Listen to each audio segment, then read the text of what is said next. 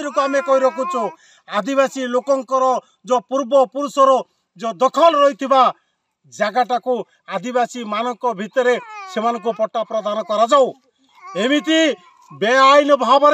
जदि से आदिवासी मानकर पेट मारिया परे जदि षड्यंत्र करेंगे ताले सारा ओडिशा सारा देश रे आदिवासी माने निश्चित भाव होची आंदोलन करेंगे से प्रशासन दायी रहिबे। ओडिशा माटी को आसी आंध्र प्रदेश जमीदार माने देखाउछंती दादागिरी।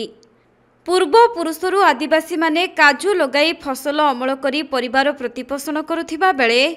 17 तारिख दिन आंध्र प्रदेश जमी माफिया माने किछि काजू गछ को जेसीबी माध्यम रे काटी नष्ट करि दैथिबा देखिबाको मिलिछि जहाँकि आदिवासी जीवन जीविका उपरे एहा तीव्र प्रभाव पकाइथिबा नै आदिवासी संघर्ष मंच पक्षरु समालोचना करा जायछि। पितृपुरुषरु काम करि आस्तिबा जमी उपरे प्राय बहुत लोक काम करिकी जीविका में जमी बाड़ तैयारी करिकी केतडा गछ द्वारा आम पिला पिले समस्त बंचु प्राय गतकाली प्राय 20-30टा गछ नष्ट कर आंध्रा लोक मैंने आसिकी से आम दाबी करूँ जे जिमिति कि ए जमी मानक आम ना फटाइब से आम दाबी करी ए जमी उपर जदि आम फटा जदि प्रदान न करेंगे ताहले आहरी आंदोलन करा से आम छाड़बू ना ए जमी पारे आम लड़ाई करबू ए जमी आम प्राय पूर्व पुरुषटू आम काम कर आसुवा जमी एटा प्राय बिलटू आरंभ करने को गले प्राय एबकू 50-60 वर्ष ऊर्ध्व है बर्तमान एवं पर्यंत आम आदिवासी लोक मान पाखे एवं पर्यंत स्वाधीन नाई बा जंगल पट्टा भी पाईना आ गरदिया पट्टा भी गाँव में पाईना प्राय घर करने को भी जगह आम नाई जो मैंने कि आंध्रा लोक माड़ी बस एरिया रे से माने किमिति आंध्रा लोक ओडिशा भितर आसिक ए प्रकार आमको हैरान कर दाबी करूँ। तेबे रायगढ़ जिला गुणपुर ब्लॉक अंतर्गत गठलपदर पंचायतर कुकुरगुड़ा नामक एक गाँ आंध्र ओडिशा बॉर्डर रे रही आउ सेठारे आदिवासी मानक नामरे कोनोसी जमी नाही कि घरडीह पट्टा मध्य नाही आउ सेही आदिवासी माने निज भोक मेंटाइबा पई एवं दुई ओळी भलरे खाइबा पई जंगल को सफा करी धान मांडिया काजू कपा आदि गछ लगाई चाष करिसेंती आउ सेथिरु जहाँ भी फसल बाहरे सेमानंकर परिवार प्रतिपोषण हुए किंतु एबे आंध्र प्रदेश जड़े अण आदिवासी लोक कुकुरगुड़ा गाँव प्राय 60 एकड़ ऊर्ध्व जमी को निज हाथ को करी बेआईन भावे कागजपत्र करिछि। अन्यपटे सही जमी गुड़िक आदिवासी मानक भोग दखल रे रहिछि तेणु एबे आदिवासी संघर्ष मंच पक्षरु आदिवासी समस्या प्रति ओडिशा सरकार दृष्टि दियंतु बोली अनुरोध करा जायछि। संघर्ष मोर्चार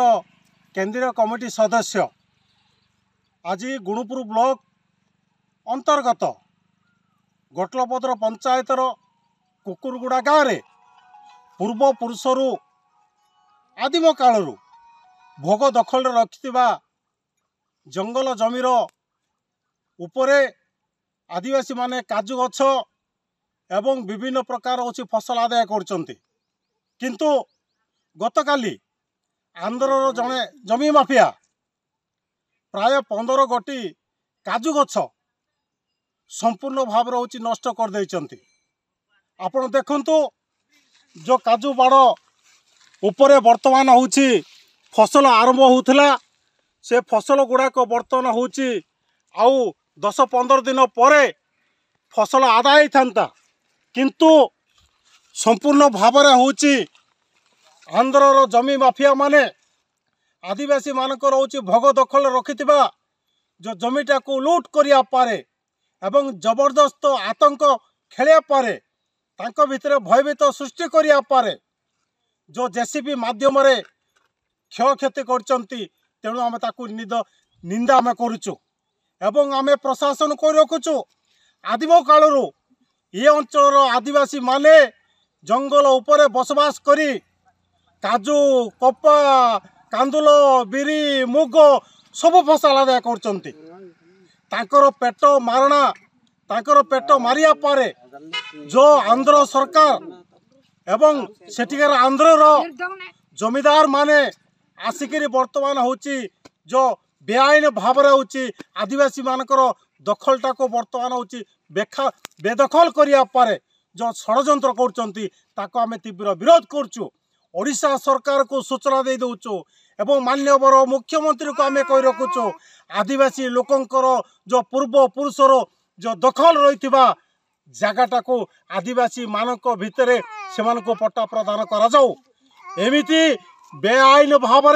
जदि सेमाने आदिवासी मानकर पेट मारिया परे जदि षडयंत्र करिवे ताले सारा ओडिशा सारा देश रे